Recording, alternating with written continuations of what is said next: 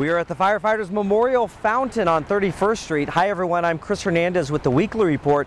The fire department just held a special ceremony here to remember those who have given their lives in service to Kansas City. We're here to honor our fallen and, as I said, more importantly, honor their families and the fire department family in general. Our goal is to make sure nobody else's name goes on this wall. It's a goal that we could probably never fully attain, but as long as we can reduce that number, that's what we're really interested in here. And in honor of these men on the wall and their families, I just want to say thank you for being here. We are here in the memory of our fallen, 11 of which who have passed away in my nearly 22 years of service with the Kansas City Fire Department. That is on average 1 every 2 years. Far too frequent and far too many. Dedication, honor, and sacrifice. That is what is engraved on the medal presented to the families and loved ones of our fallen by the Union, because their loved one gave selflessly to their community and at great cost to their family.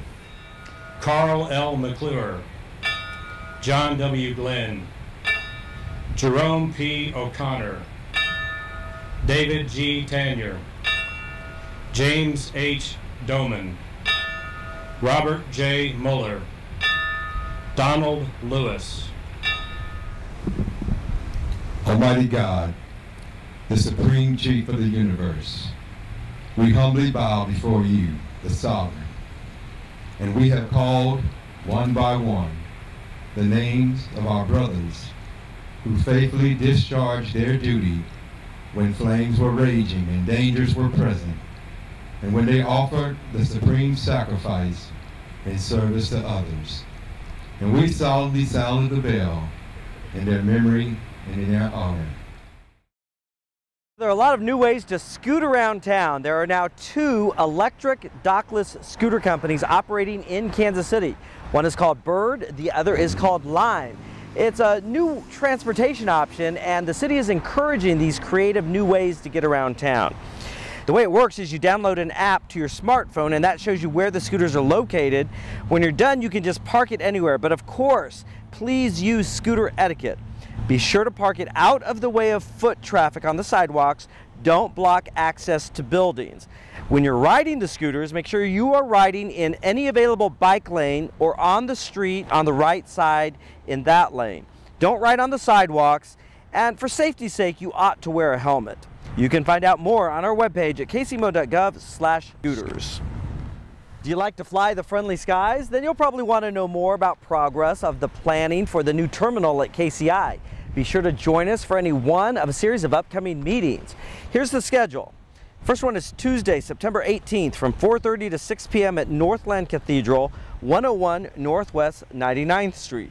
Another will be held on Thursday, September 20th at Southeast Community Center, 4201 East 63rd Street in Swope Park. And then Tuesday, September 25th from 4:30 to 6 p.m. at the Kansas City North Community Center, 3990 Northeast Antioch Road. And of course, we have additional meeting information available on our website.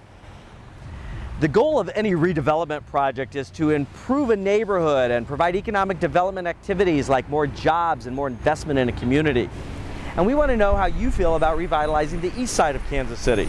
We want your input at a series of meetings to discuss improving the urban core east of Troost, as well as in South Kansas City and the Ruskin area. Kansas City has made some big improvements over the years, but certain areas in South Kansas City and on the city's east side haven't seen the same type of growth and investment as other areas of the city. Eliminating those differences is extremely important to me because I live in South Kansas City and I grew up right here on the city's east side. Portions of the city's east side and South Kansas City have been less than they could be for a very long time, but we've seen and heard about all of the problems. Now it's time for big changes to finally happen. It's about time that we make all of Kansas City great. That's why we need you to be part of a new conversation focused on solutions. We're talking about real and sustainable change with new jobs being created, new investment, and new economic activity happening in an impactful way. And we need you to help us get there.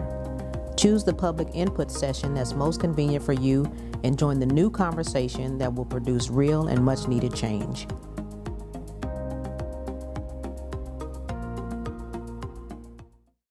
It is National Recovery Month, and Kansas City's Municipal Court has a special program called Drug Court, which celebrated by recognizing graduates of its recent program. Now, the court has also received a $1.9 million grant, which will allow it to expand its program, which provides offenders treatment in lieu of jail time. This life is so good on this side, man. I'd rather take the bad days on this side than all the good days I thought I had on that side. What's important to remember is that when these people are coming to drug court, they are at the lowest point in their lives. In order for you to be mandated to go to treatment, that means you've probably exhausted all your own options. It means it's very likely you're serving jail time. It means you probably are homeless if you're in our court. And the fact that people come out of that scenario, they work hard instead of deciding just to serve their time for 6 months or a year. They go out, they get treatment, they keep coming to see me every week or every other week. They're the ones that decide to do it the hard way. Life is great on this side. You know, in the 3.5 years since I've graduated, I've gone to med tech school, I've become a CPS specialist, and my boss just promoted me Tuesday. You know, I'm a little overwhelmed. If there's anything I can do for anyone to give back, because that jungle that we're in is hell, man. I couldn't hack it, but I had to pick myself back up.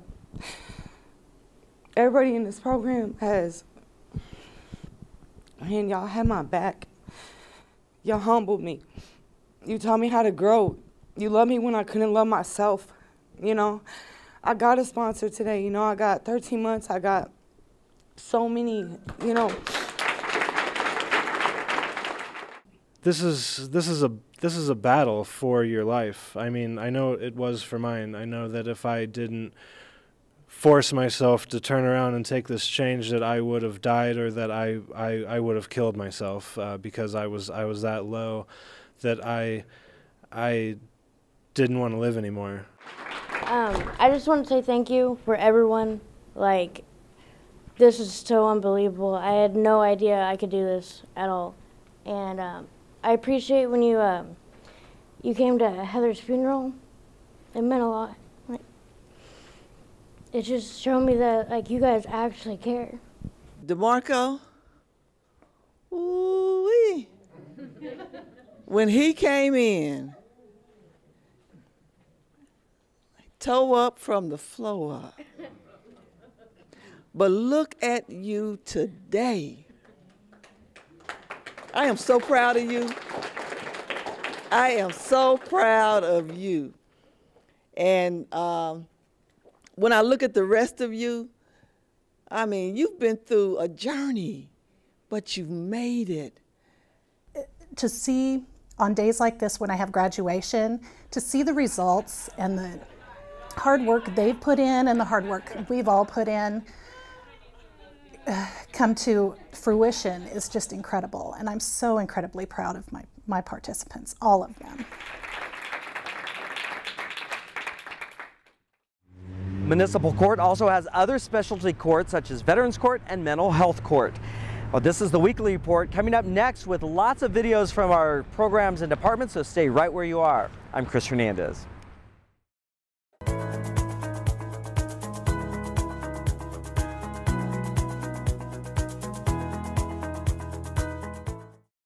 I'm Consuelo Cruz, and I'm the Arts Marketing Coordinator for the Office of Culture and Creative Services. I think the Hire KC program is extremely beneficial. We get students from all walks of life with different interests, and I hope that we are contributing to their success and that we're promoting service to citizens. It's not just a job, it's actually connecting with community. And then in terms of how it's benefiting our interns, I hope that it's benefiting them and getting exposure to a sector that they may not otherwise have. They contribute so much in so many different ways. They have a great energy, really ask really great questions. Really got us looking at things differently, literally, visually, and gave us a different perspective on how we want to see things going out into the future. The perspectives that they bring are really refreshing. And because they get excited about what they're doing, it kind of gives me a little boost myself in that we're going in the right direction sometimes.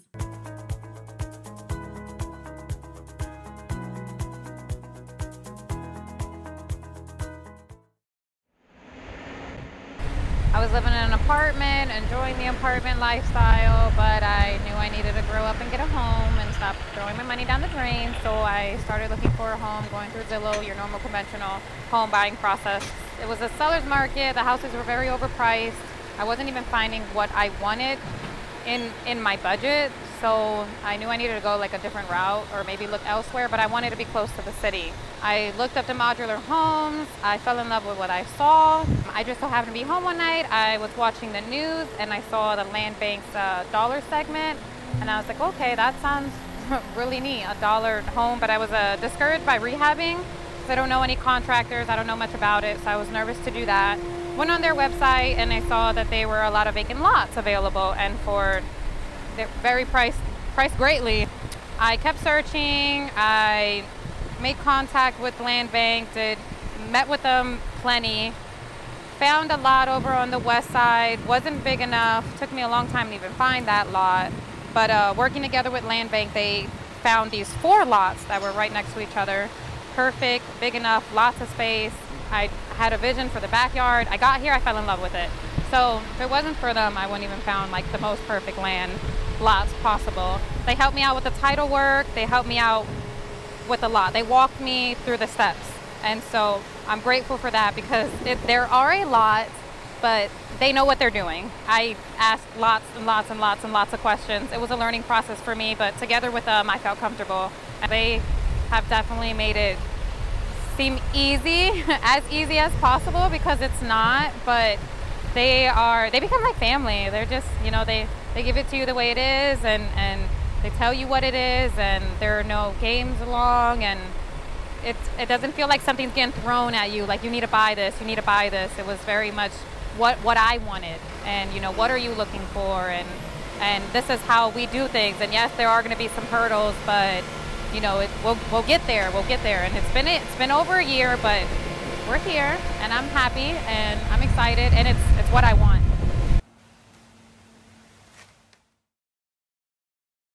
The Kansas City, Missouri Police Department wrapped up its summer series of community events with its 3rd and final movie night on the lawn of South Patrol.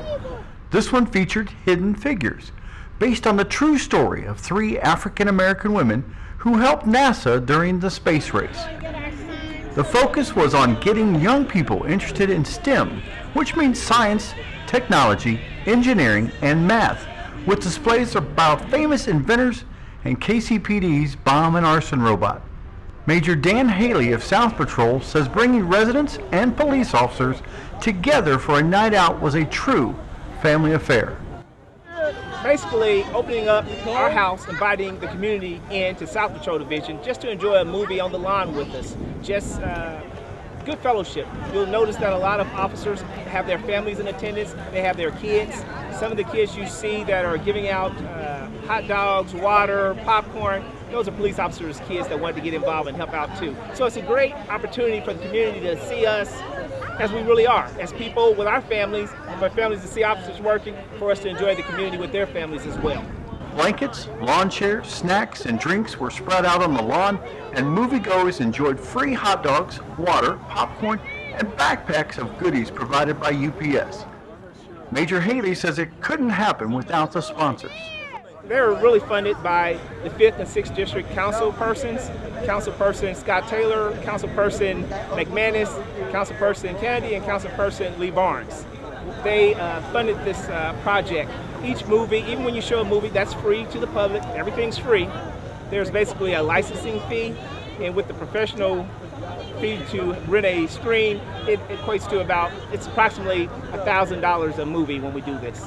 So, just on that alone. Everything else has been donated by our community partners like Sonic, Travelers Insurance, UPS, Quick Trip, water, hot dogs, everything's been donated, so everything's free, so we can do this for the public and make a great connection. So if you don't have the money to afford to take your kids out, bring them out here with us. We'll have a great time. Free, on me. Well, on all the partners, actually.